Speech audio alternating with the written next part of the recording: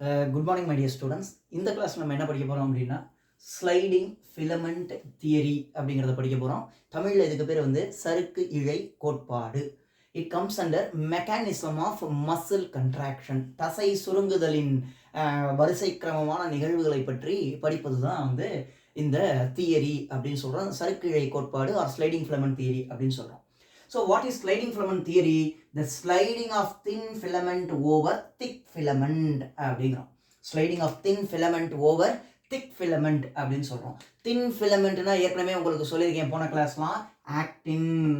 Thick filamentனா என்ன சொல்லியிருக்கேன் அப்படின்னா myosin அப்படின்னு சொல்லியிருக்கேன்.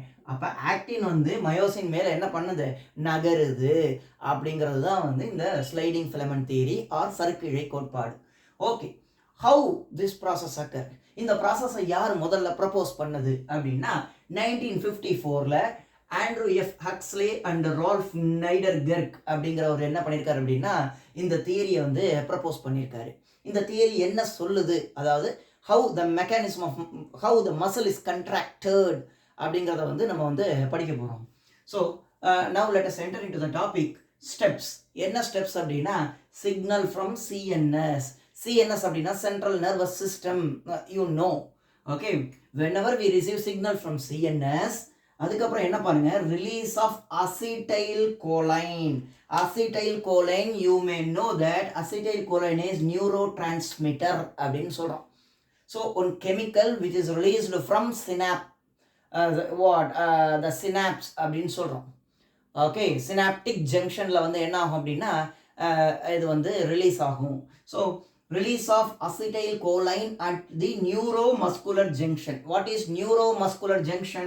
நியூரோனா நியூரான், மசில்னா மசில், இது ரெண்டுக்கும் இருக்கக்கூடிய நடுவில் இருக்கக்கூடிய ஸ்பேஸுக்கு பேர் தான் என்ன அப்படின்னா ஜங்ஷன். ரெண்டும் சந்திக்கக்கூடிய இடம். where neuron muscle meets each other, that junction is called neuromuscular junction அப்படின்னு சொல்றோம். அதுக்கப்புறம் பாருங்க, it causes action potential. This is very important. As a result of action potential, release of calcium 2+ ion from sarcoplasmic reticulum.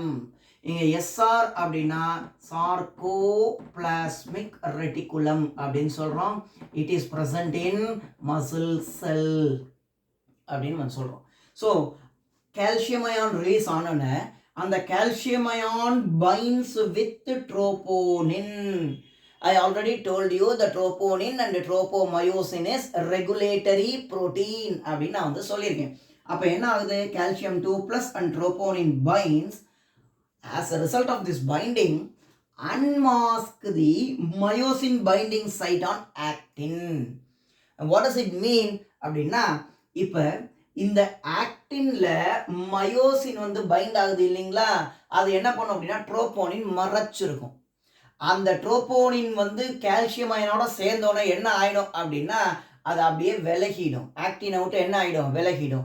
எந்த site விலகும், அந்த site விலகும் பொழுது அந்த சைட்டில் மயோசின் என்ன ஆகும் அப்படின்னா பைண்ட் ஆகும். அதுதான் என்ன சொல்லியிருக்கேன் அப்படின்னா unmask the myosin binding site. இந்த myosin binding site எங்க இருக்கு அப்படின்னா ஆக்டின்ல இருக்கு அப்படின்னு சொல்றோம். So as a result, myosin actin makes cross bridge. ரெண்டு என்ன ஆகுது அப்படின்னா ஒன்னா என்ன ஆகுது அப்படின்னா ஓட்டிக்குது அப்படின்னு சொல்றோம். It makes one bridge, ஒரு கனெக்ஷன் அப்படின்னு சொல்றோம். As a result, power stroke, contraction ஆகுது. அப்புறம் as a result of that power stroke, the contraction takes place. So this is very very important. எப்பங்க ரிலாக்ஸ் ஆகும், இப்போ சிக்னல் வந்ததுனால கண்ட்ராக்ட் ஆனது, அந்த சிக்னல் டிஸ்கனெக்ட் ஆயிடுச்சு அப்படின்னா எல்லாம் என்ன ஆகிடும், அதனுடைய ஒரிஜினல் பொசிஷனுக்கு போய் சேர்ந்துடும். So it remains in original, it return backs to original position அப்படின்னு சொல்றோம். So now let me going to explain in the form of picture. இப்போ பாருங்க, ஸோ கிராஸ் பிரிட்ஜ் எப்படி இது கிராஸ் பிரிட்ஜ் ஆகுது, this is myosin, this is actin அப்படின்னு சொல்கிறோம். இந்த ஆக்டின்ல என்ன இருக்கு அப்படின்னா இந்த ட்ரோபோனின் மாலிகுல் வந்து என்ன ஆயிருக்கு, பைண்ட் ஆயிருக்கு. எதை மறைச்சிருக்கு, மயோசின் பைண்டிங் சைட்டை என்ன பண்ணியிருக்கு, மறைச்சிருக்கு அப்படின்னு சொல்கிறோம். ஸோ இப்போ இந்த மயோசின் ஹெட் இருக்கு. Already I told you myosin head has two side. One is actin binding site, another one is ATP binding site அப்படின்னு நான் சொல்லியிருக்கேன். So last video you may know about the structure of actin and myosin பார்த்தீங்க அப்படின்னா உங்களுக்கு ரொம்ப நல்லா புரியும். இப்போ பாருங்க, இந்த ஏடிபி என்ன ஆகுது அப்படின்னா பைண்ட் ஆகி அந்த ஏடிபி ஹைட்ரோலைஸ் ஆகி எனர்ஜி கொடுக்குது. அந்த எனர்ஜி கொடுக்கும்போது என்ன ஆகுது அப்படின்னா இப்போ பாருங்க, this is actin, this is myosin, this is myosin. இப்போ அந்த ஏடிபி பைண்ட் ஆனோன்னு அந்த ஹெட் ஆஃப் தி மயோசின் என்ன பண்ணுது அப்படின்னா போய் ஹைட்ரோலைஸ் ஆனோன்னா அந்த எனர்ஜியை யூஸ் பண்ணி என்ன ஆகுது, ஒரு எக்ஸைட்டட் ஸ்டேட்டுக்கு வருது. It makes one cross bridge. So this is myosin, it makes one cross bridge அப்படின்னு சொல்கிறோம். So after the cross bridge என்ன ஆகுது, பவர் ஸ்ட்ரோக். அந்த எனர்ஜியை யூஸ் பண்ணி என்ன பண்ணுது, இந்த ஆக்டின் இருக்கு பார்த்தீங்களா, இந்த ஆக்டின் அப்படி தள்ளுது. ஸோ 90 டிகிரியில் கிராஸ் பிரிட்ஜ் அதை அப்படி மூவ் ஆகும்போது இட் ஸ்லைட் பாஸ்ட் ஆகும்போது என்ன ஆகுது அப்படின்னா 45 டிகிரிக்கு என்ன பண்ணுது, வளையுது. அதைத்தான் உங்களுக்கு நான் இங்கே இப்படி சொல்லியிருக்கேன். ஸோ திஸ் இஸ் வாட், இது பவர் ஸ்ட்ரோக் அப்படின்னு சொல்கிறோம். So this is cross bridge, this is power stroke. அதுவே this is cross bridge, this is power stroke. So இந்த பக்கம் தள்ளணும், இல்லை இந்த பக்கம் தள்ளும். ஓகே, தென் ஆஃப்டர் தட் என்ன ஆகும் அப்படின்னா ஒரு எனர்ஜியை யூஸ் பண்ணி என்ன ஆயிடுச்சு, கிராஸ் பிரிட்ஜ் ஃபார்ம் பண்ணி பவர் ஸ்ட்ரோக் ஆயாச்சு. Then after that what would happen, that energy is getting drained. Then another ATP binds on myosin molecule. So what would happen, the cross bridge is getting detached. So ATP bind ஆன உடனே energy கிடைக்காது. எப்போ அந்த energy கிடைச்சி எப்போ அந்த muscle வந்து excite ஆகும் அப்படின்னா அந்த ஏடிபி ஹைட்ரோலைஸ் ஆகி எனர்ஜி கிடைக்கும் பொழுது மட்டும்தான் என்ன ஆகும், அந்த ஏடிபி ஏடிபியாக மாறும்போது மட்டும்தான் எனர்ஜி கிடைக்கும். So cross bridge is getting detached அப்படின்னு சொல்கிறோம் அந்த ஏடிபி பைண்ட் ஆகணும். Then again what, it getting excited. அந்த ஹைட்ரோலைஸ் ஆனோன்னா அந்த எனர்ஜியை யூஸ் பண்ணி என்ன ஆகுது, எக்ஸைட் ஆகி எங்கே போய் பைண்ட் ஆகுது அப்படின்னா myosin actin binding site, myosin binding சைட்டான ஆக்டினில் வந்து என்ன ஆகுது அப்படின்னா பைண்ட் ஆகுது. So this is what about the muscle contraction mechanism அப்படின்னு சொல்கிறோம். இப்போ பாருங்க, first one is cross bridge. By utilising the energy அது என்ன ஆகுது, மயோசின்ல ஏடிபி பைண்ட் ஆனோன்னா எக்ஸைட் ஆகி it makes cross bridge. After that power stroke, then detached, then another ATP binds, it get excited, then it makes cross bridge, power stroke, detach, ATP, excited, power stroke, detach. இப்படியே ஒரு cyclic ப்ராசஸாக என்ன ஆகுது அப்படின்னா இது வந்து நடந்துக்கிட்டே இருக்கு. So எப்போ வந்து இது ரிலாக்ஸ் ஸ்டேட்டுக்கு வரும் அப்படின்னா whenever the signal is getting detached, அது வந்து ரிலாக்ஸ் ஸ்டேட்டுக்கு வரும்னு சொல்கிறோம். ஓகேங்க, this is about sliding filament theory and mechanism of muscle contraction. Next பாருங்க, இங்க இந்த வந்து structure of muscles வந்து நான் வந்து ஏற்கனவே உங்களுக்கு வந்து சொல்லியிருக்கேன். Z line, I band, A band எல்லாம் என்னன்னு சொல்லியிருக்கேன். So this is A band.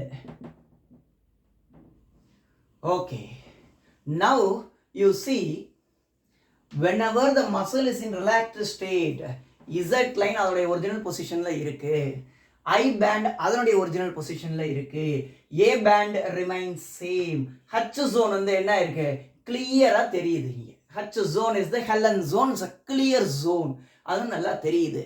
So இப்படி இருக்குது மசில். இப்போ இந்த மசில் என்ன ஆகுது, இந்த மாதிரி ஸ்லைடிங் ஃபிலமெண்ட்டில் என்ன ஆகுது, இப்படி கண்ட்ராக்ட் ஆகுது. கண்ட்ராக்ட் ஆகும்போது what is the changes in the structural component அப்படிங்கிறத பார்க்க போகிறோம். இங்கே பாருங்கள், whenever in the contracted state, Z line is shortened, I band is getting reduced. இந்த I band என்ன ஆகும் அப்படின்னா அப்படியே ரெடியூஸ் ஆகும். இதுவும் I band தான், இதுவும் I band தான். I band is getting reduced அப்படின்னு சொல்கிறோம். Then A band remains same, whatever அது வந்து கண்ட்ராக்டர் ஸ்டேட்டாக இருந்தாலும் சரி, ரிமைண்ட் ரிலாக்ஸர் ஸ்டேட்டாக இருந்தாலும் சரி, A band வந்து அதே மாதிரி தான் இருக்கும். ஏன்னா A band is nothing but the myosin band, anisotropic band, myosin band. Myosin என்னது அப்படி நின்று அப்படி தள்ளதான் செய்யுது, இது போகலை. அதனால A band remains same, then H zone disappear. ஏன் ரிலாக்ஸ் ஸ்டேட்டில் ஹச் ஜோன் இருக்குது, ஆனால் கண்ட்ராக்ட் ஆகும் பொழுது என்ன ஆகுது அப்படின்னா இது வந்து டிஸப்பியர் ஆகுது. So this is what about the mechanism of muscle contraction அப்படின்னு சொல்கிறோம். ஃபார் யுவர் கான்செப்ட் நீங்கள் என்ன ஞாபகம் வச்சுக்கணும் அப்படின்னா, what is sliding filament theory அந்த டெஃபினேஷன். அதுக்கப்புறம் வந்தீங்கன்னா 1954 ஹக்ஸ்லே நைடர்கர்க் இது பண்ணார், ப்ரப்போஸ் பண்ணார், சீக்வன்ஸ் ஆஃப் ஈவெண்ட்டு. அந்த ஈவெண்ட்டை எங்கே புரிஞ்சுக்கணும், இந்த பிக்சரில் படத்தில் புரிஞ்சுக்கணும். Then what about the structural changes, whether muscle in relax, when muscle is in relaxed state, what about the structural change? Then when muscle is in contracted state, maximal contracted state, what about the change in this component, in its component? அப்படிங்கிறத ரொம்ப கிளியராக நீங்கள் ஞாபகம் வச்சுக்கணும். For your NEET எக்ஸாமினேஷனுக்கு இந்த பார்ட்லேருந்து this is the question prone area. Then ஒரு பிக்சரை கொடுத்து, இந்த பிக்சரை கொடுத்து கூட என்ன பண்ணுவாங்க அப்படின்னா கொஸ்டின்ஸ் கேட்பாங்க. For your examination, you need to go through the steps and picture, then definition, then this one. So this is what about the sliding filament theory. So உங்களுக்கு இது புரிஞ்சிருக்கும்னு நினைக்கிறேன். If you have any doubt in the concept, you may comment on the chat box. Thank you.